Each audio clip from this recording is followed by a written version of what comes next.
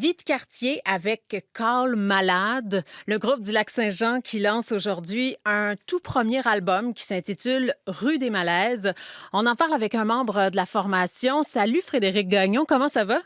Bonjour, très bien, vous? Ben oui, ça va très bien. Avant de parler de l'album, on va découvrir le groupe. C'est quoi la petite histoire de Vie de quartier, dis-moi? En fait, on était 5 amis qui habitaient tous dans le même quartier à Jonquière et on essayait de faire des trucs constructifs le soir. On s'est dit pourquoi pas faire de la musique et on est très peu original dans la vie, donc on a dit on va prendre vie de quartier vu qu'on habite tous dans le même quartier. Ça nous semblait très logique. Oui, on parle de Vie de quartier comme d'un groupe punk tree. Qu'est-ce que ça veut dire, l'attitude punk avec des sonorités country? Punk Tree, c'est un peu comme Paul Darèche ça poudre. C'est genre de la musique qui va très vite, avec des cris, des solos éclatés, de la distorsion, mais il y a quand même une intention country à la base. Donc, on chante un peu l'amour de notre région, avec des chansons très simples, des mélodies accrocheuses et faites avec des instruments acoustiques. C'est surtout depuis qu'on a ajouté la batterie à la formation qu'on a Mhm. pris vraiment le côté plus rock et punk. Donc, on appelle ça du punk tree parce qu'on aime ça inventer des mots. Oui, bien c'est bien. Et là, parle-moi de ceux qui partagent la scène avec toi. Et Jean-Michel Frigon, qui est notre mandoliniste, harmoniciste également, qui fait des bacs vocales, c'est lui qui a fait l'enregistrement et le mixage de l'album avec son collègue du studio, le Zoo à Alma, Kevin Hollens, qui est également là-dessus. Il y a Lucas Thibault, qui est notre guitariste, La Fierté d'Héberville. Charles Gagnon Gilbert, qui lui est à Chicoutimi-Nord, là. Et notre drummer, William Murray, qui habite encore chez ses parents. Il n'aime pas ça quand on en parle, là. C'est pour ça qu'on C'est en pour parle. ça que tu le mentionnes cet après-midi, c'est bien. On peut dire, Frédéric, que c'est le métier qui rentre au cours des dernières années. Beaucoup de scènes, de festivals, des premières parties, des trois accords, Fred Fortin. Est-ce qu'il y a eu des moments marquants? Je dirais que oui, l'année passée avec Fred Fortin à la traversée, c'était assez incroyable. Quand on a joué avec les trois accords à Festiram, c'est là qu'on a senti vraiment la réception beaucoup du public. C'est là qu'on a eu le plus gros engouement sur notre page Facebook. Il y a également à Sainte-Rose-du-Nord, au Festival des Artisans, qu'on se disait, Ouais. écoutons, ça va être vraiment drôle d'aller jouer après une exposition de macramé. Mais finalement, avec mon oncle Serge aussi qui était là cette Ah, soirée-là, ben là. c'était vraiment très, très, très festif, là. D'autant plus que notre musique est assez festive, donc ça fait des soirées assez festives quand le public est dedans, là. Oui. Puis il y a eu aussi la dernière édition de la bourse Objectif Scène. Ça a été important, là. Vous avez été remarqué par les juges, par les médias. Vous avez remporté 7 des 12 prix offerts. Ça change pas le monde, sauf que c'est pas rien, là. Exactement, c'est pas mal cette soirée-là, parce que nous, on se considérait comme un groupe de garage qui faisait ça comme pour le fun, mais vraiment, à Bourse Objectif Scène, on a senti la reconnaissance des gens de l'industrie, donc on s'est dit, ouais, on pourrait s'arranger pour faire ça d'une façon un peu plus professionnelle. Donc maintenant, on attend que le spectacle ait commencé avant de commencer à boire comme des cochons, par exemple. On se dit, comme ça montre au public qu'on est plus respectueux parce qu'on sent leur amour, donc on veut vraiment donner un spectacle à la hauteur de leurs attentes. Puis on essaie également Ouais. d'être très fidèle à ce qu'on entend sur l'album avec les arrangements et tout. Donc, euh, des harmonies vocaux, c'est quand même assez compliqué là, après quelques canettes. Ouais, c'est sage quand même. C'est bien. Oui, oui, on est des bons bums, donc on est assez sages quand même. Oui.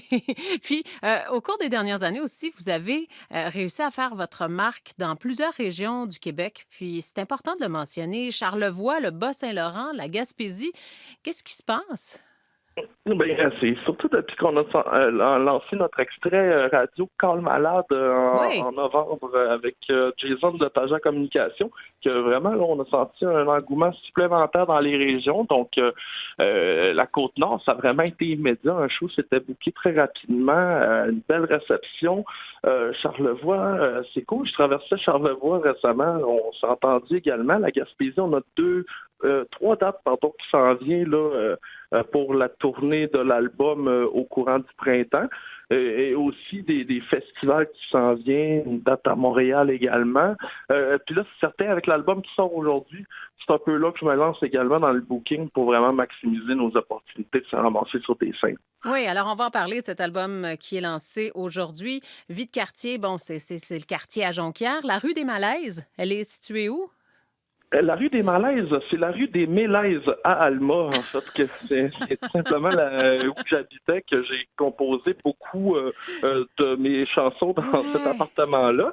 Et j'ai quitté cet appartement-là parce qu'un propriétaire de Laval qui avait racheté le bloc appartement, ça avait tout changé. Donc, c'est un peu ce que je raconte dans la première chanson de l'album, Le Nouveau Proprio. Oui. Et c'est de cette chanson-là qui est venu le terme rue des Malaises parce que je camoufle un peu le nom de la rue dans la chanson.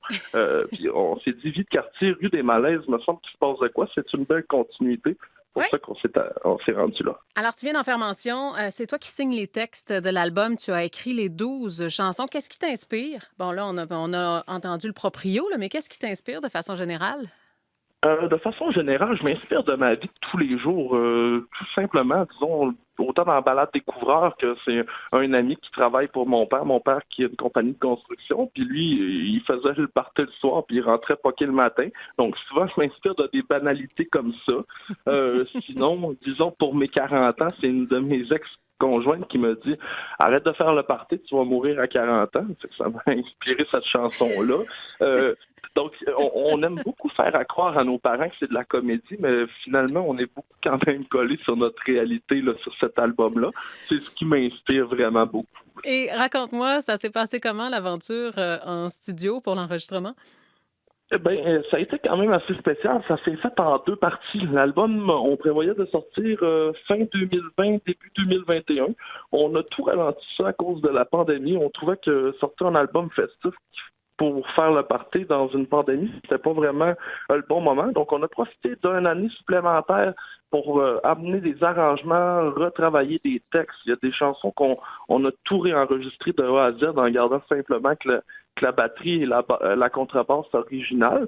Donc, je pense que c'est un peu ce qui décrit la sortie de l'album. On vous avoue toutefois qu'on l'a lancé le 16 février, c'était un coup de dé. On se disait que normalement, si on se fait un peu l'année passée, que ça devrait commencer à réouvrir en mars. Puis finalement, on n'est pas mesmer, mais on s'est pas vraiment trompé. Fait qu'on est content. L'album arrive au moment où ce que les gens vont Ouais. pouvoir recommencer à danser. Oui, vous aviez raison. Votre boule de cristal a vu juste. Il y a un spectacle lancement qui aura lieu dans quelques jours, ce samedi au Café du Clocher d'Alma. Puis par la suite, vous allez partir en tournée, là. Exactement. On va annoncer toutes les dates là, probablement vers début mars ou fin février. Là. On se donne le temps vraiment de tout regarder qu'est-ce qu'on a avant de nous pour sortir le plus de dates possible en même temps parce qu'on n'aime pas ça sortir plusieurs fois des nouvelles. On s'est dit qu'on va attendre une fois d'en avoir beaucoup avant de le faire. Mais ça a été une sympathique rencontre. Je suis très contente de t'avoir parlé, Frédéric Gagnon. On va finir ça en musique avec la chanson J'ai faim, je mange. C'est quoi sa petite histoire? Ça, en fait, j'ai faim, je mange, c'est que j'étais chez nous, j'avais faim, ma copine a dit, ben, mange, puis là, je me suis mis à répéter, j'ai faim, je mange, j'ai faim, je mange, j'ai faim, je mange, j'ai plus faim, je mange plus dans le salon. Puis là, elle m'a dit, j'espère que ça ne deviendra pas une chanson. J'ai dit, ah oui, je pense que j'ai un hit entre les mains. Et c'est ça, ça a donné, j'ai faim, je mange. Frédéric Gagnon, David Cartier, merci beaucoup. Merci à vous.